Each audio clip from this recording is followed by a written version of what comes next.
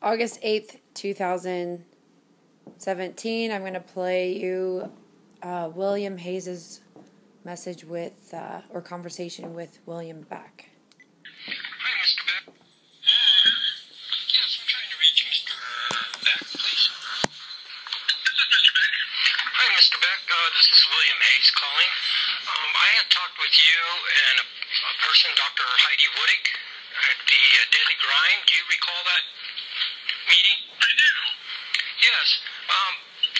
She's still trying to get through this case, and several months ago, the judge on the case said that they would pay for you to be her attorney, and I'm trying to find out what's going on. Well, to be frank, I contacted the courthouse a couple different times, and they never contacted me back. Outside of that, and I think this is the last thing that I had spoken with Heidi, I told her the same thing, is that I am not aware of any program that would pay me. Right. Under the state kind of approved guidelines that I'm aware of.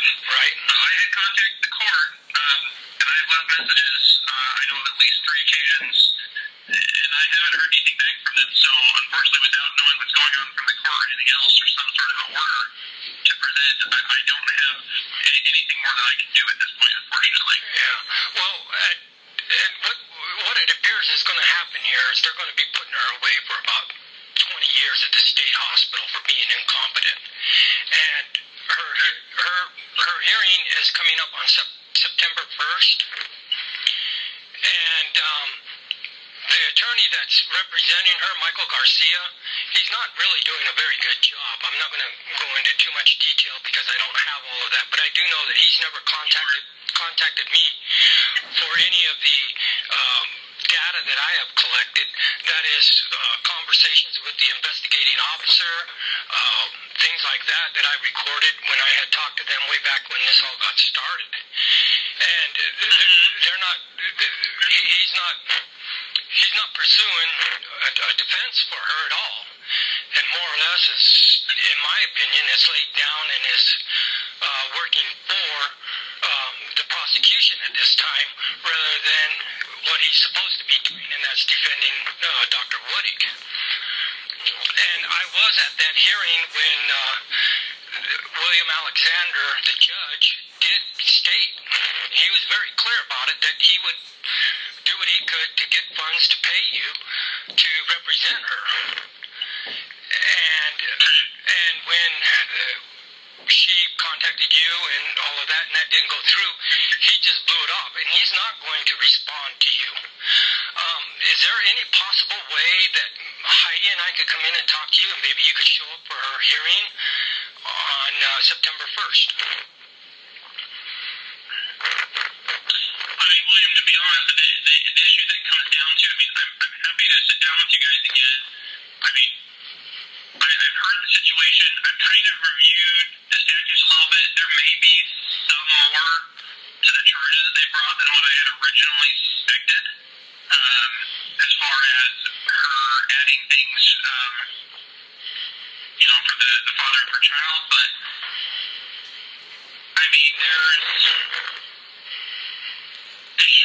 I cannot be present at the hearing as an attorney on Heidi's behalf unless I were willing to enter as the attorney on the case. And the gravity of the charges and the type of stuff that she's facing is incredibly time consuming. I think I told you guys $10,000, and that's about as honest a quote as I can give you. I'm not asking for all of that up front or anything like that, but that's realistically the time and effort that would be in there. If this hearing that you have set for the first, is that a competency hearing? Is that what they're holding? No. Yes, that is what it is. She went today and had her competency evaluation again at the state hospital. And so legal competency is just supposed to be that you understand what's happening with you at court, like that you can understand what the consequences are, who the players are in the courtroom. That's really what it is. So it's not a difficult standard. Heidi's got enough intelligence that she'll probably pass that. Well, the thing is that this is honestly, it's a true witch hunt. There's been some real big players in it, and on the prosecution side, and no matter what happens, they're going to try to put Heidi away forever. And it's wrong. She doesn't need to be. She's a very competent woman, and she needs her child back in her life. Right. And the thing is why I was asking if maybe you could come down for that hearing, is you could sit there in a courtroom. They wouldn't know who you are. You could listen, and you could ask questions maybe at the end, or however you approach the judge, and you find out you were the attorney that she wasn't talking about, and that she's not making up some delusional name or anything, and say, you know, at this hearing, you stated you would do this. We could probably pull the court record on that to get him where he stated he would do it. I mean, he was willing.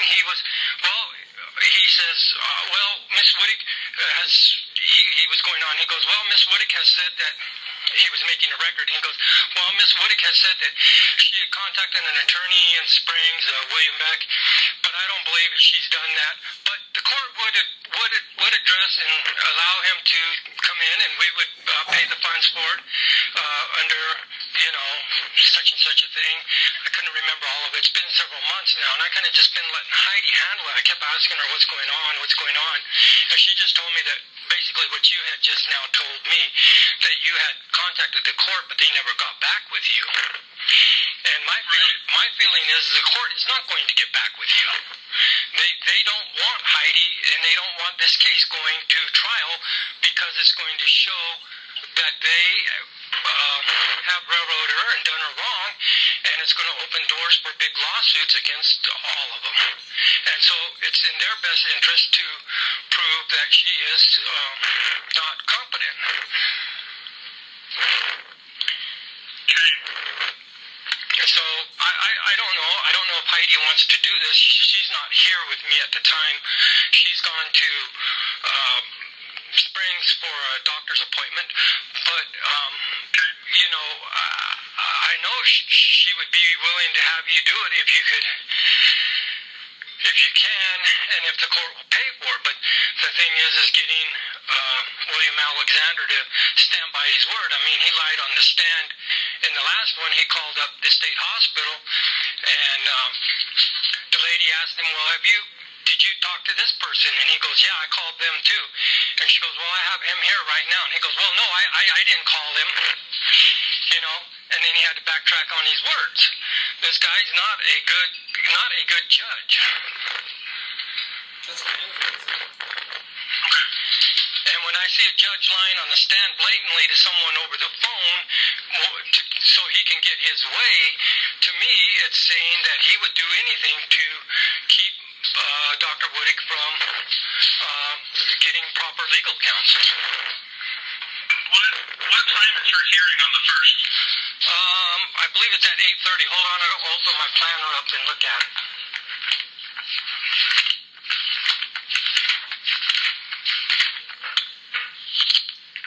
Yes, it's going to be at 8 o'clock in the morning.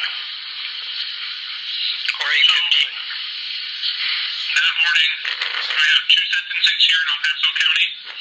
On a phone conference that I have for a case for some clients out in Kit Carson County at 9 o'clock. Okay. There's no way that I can physically present down there in Pueblo. Yeah. Because those sentences I already have at this point in time. Yeah. I mean, I'm happy to have you follow up with me. Okay. If there was anything else they said, the way they do those commitments is they do them on a 90-day review.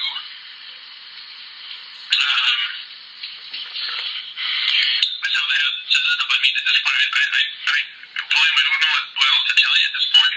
Yeah. I mean, I know she's in a situation, and like I said from the beginning, I don't have any doubt that there's some behind-the-scenes stuff going on because, well, it's Pueblo, and they have a history of that kind of stuff, but at the same time, I mean, what the judge said he was willing to do or how to do it, I mean, I would happily send her with a letter that I could sign and have my paralegal notarize that says that she and I have spoken and I've given her a quote for $10,000 and that my paralegal had to certify that she contacted the court because she's the one who contacted him for me after Heidi had told me that had been the situation. that might be helpful and it might not, but I mean it's better than nothing to go to the hearing with. Certainly. But short of that, I mean, I can't.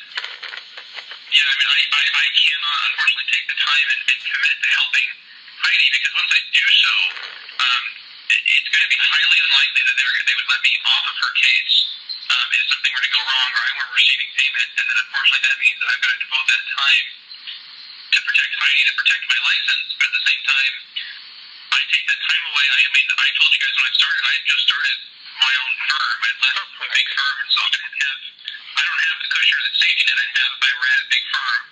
Correct. So I mean, all of a sudden I start devoting my time to Heidi's case, and I can't take on other paying clients because of the amount of time I have for Heidi. I can't afford to take care of my family, so there's only so much that I can do to help her as much as I'd like to without exposing myself to all sorts of problems, and that's kind of the conundrum I'm in. Yeah. I've reached out to the court, I've got nothing back from the court, so I'd be happy to help, and if I were available at all, I would show up, because I think that, she's entitled to have counsel of her choosing, at that point in time, but I'm physically incapable of being able to be there on the first, so I mean, like I said, the best I can do is provide a notarized letter from my firm that says that we had been in contact. I've given her this monetary quote, that we'd been in contact with the court. I think it was back, I swear it was back in May, and I think I talked with her again, or she left me a message in June. I followed up with my paralegal who said she contacted the court and hadn't heard anything back, and then I haven't done anything since then. Okay. Well, that would be great. I mean, for me, I think that would be great to get a letter of that, and like I said, it may be of some help and whatnot. I'm going to talk with Heidi when she comes back, but I've just been mulling over everything that's gone on and what I've read, the documents that I've read, and the judge already sent a pre-trial motion to the attorney for the agenda on September the 1st, and he put in bold type at the bottom that that's his plan, is to send her away on that day. So I don't know if we can weigh it back any or not, or how this how her competency evaluation is going to go today. The psychologist that was talking to her already deemed her competent once in the court, and then they pulled another competency hold on her, and they had two other psychologists write the reports, and both of those were very derogatory, and they were putting in falsities about me and other people that had gone to see her at the state mental institution when she was there. And it's obvious that they were trying to get these people to, they did find her incompetent, and that's what they've been holding her on now in all of this. And it sounds like, I don't know how this guy's what he's going to do is write his report, but my sense of it in talking with him today after her evaluation and seeing things is that he might as well write her competent. What they're saying now is she's not cooperating with her lawyer, and she's not capable of cooperating with any lawyer. And I know that's not true. I know she would be willing to cooperate with someone that's going to stand up and fight for her and say, no, this is wrong, and what you're doing is wrong, and this is why. And this attorney that she has, Garcia, he's not willing to do that at all. It's pretty blatant that he's just going to, do as little as possible and to protect himself. Yeah. So she has, Heidi has a few cases right now. She has a misdemeanor case set for a hearing on the 16th. Looks like at 3:30. Do you have any idea what that is? Let's see. The 16th of this month? And would that be, let's see, 17M654? Yes. Yes. That is, they're trying to say that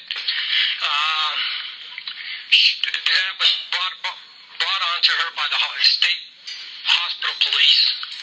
They brought that case against her. They filed a restraining order against her from the state hospital.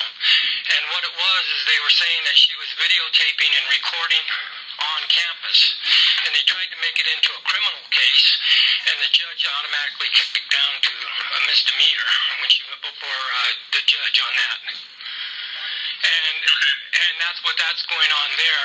And one of the guys that apparently had written a sworn statement in the case that they said he did, or he had made statements and whatnot. She confronted him today, and when she was over at the state hospital, he was there, and she confronted him and asked him if he had written anything or done anything, and he goes, "No, I never did. I don't know what you're talking about." And it took him by surprise. He wrote down the number also. There was two other individuals there with me, along with Heidi. You know, we all went as witnesses so we could know what was going on, because we felt they were going to try to say that she did something wrong at the hospital today and then pick her up and put her in. So we went with her to witness, you know, everything that was going on. So, but that's what's going on that case, and she has no attorney representing her on that, and that thing could be thrown out in a minute. If, you know, they don't have any true evidence. They don't, you know, they're just fabricating things again. But that's what that's about. It was for filming on their property and recording on their property. Because she records all conversations, audio records all conversations, and a lot of times she does do videotaping. But the ones in their statements, they never saw her doing it. They're only going by what they saw on a YouTube posting. Well, how well does that go? I don't know. Okay. Interesting. Well, I mean, I'm just looking at it. I just pulled up her names to see what date she has, because she has that hearing on the 16th, then on the 17th, she has what's called a status conference. On this month? She has one on the 28th for a status conference on that same case. And then she has one on the 1st, and then it looks like her trial on a misdemeanor case is set for the 12th and 13th. Right. And she's going at that pro se. And you know, I don't know how well it's going to go, but she's trying to handle it the best she can, pro se, because she doesn't feel. I mean, she's really in a conundrum here. She doesn't have much money at all, and you know, maybe if I don't know if you could find out more information from the court and William Alexander himself about why, if they were going to pay for this other case, the criminal case. What was it, 1264 or something like that? I can't remember. But anyway, if he was willing to pay you for that one and you could come on board with it, you know, that would be great. But I don't know. It's just it's one thing after another. They're just throwing things at her to keep her in this tizzy so that they can keep the daughter away from her, and they won't look at the real issue of what's really going on in her claims. Yeah. So, when Heidi gets back today, I'll tell her I contacted you, and that if she wants, we'll set an appointment and come up and talk to you. Would that work? Yeah, that would be fine. Okay. Because all of this is really up to her and her decision and what she wants to do. Myself, I'm willing to come up and you know, I want to see all this dropped and see her getting her life back on the road again. So, okay, I thank you for taking my call, and if she decides she wants to come up and talk to you and with me, and then we'll go from there on how we can do this. Okay, sounds good. All right, thank you. Appreciate that. No matter what, her story has been so tragic ever since I spoke with you guys. I mean, I wish there was just something I could say that, like, this is what you have to do, but right. dry. So Yeah, that's true. It is very not clear cut and dry, and it's a real conundrum. yeah, no, it is. All right. Well, thanks, William. I appreciate you giving me an update. All right, thank you, and thank you for taking my call, and we'll talk later, okay? All right. Sounds good. Have a good day now. You too. You know, for him starting his firm and everything, and with us having famous people involved in it, and then to not even take it pro bono, It's scary. that is a bad businessman. Wait, Because if he won, he doesn't know what it's going to be yet. well, even if he really wants to feed his family on a case that's going to go public and win, he could become a big attorney and a big law firm. Each individual with certain things scare them. I mean, that's a bad business move. Well, yeah. Whether you're a good attorney or not, you're still running a It business. is a bad business move, but people's fears can inhibit them from doing what could be. That's how you become from a normal attorney to a nobody attorney to a big shot, high profile attorney, is because there's famous people all in this case. Paparazzi's all over it. The media's all over it. And then you do a bonehead move like that. I mean, I'm not saying I don't like the guy. Paparazzi yet. Because they use satellites and everything anymore, William. Get up with the technology. They don't sit outside your house anymore. I haven't seen it in the magazines yet. They catch you on satellites when you're at the grocery store, when you're at the restaurant, when you're in your house, when you're outside. I haven't seen it in the magazine. Yes, you have.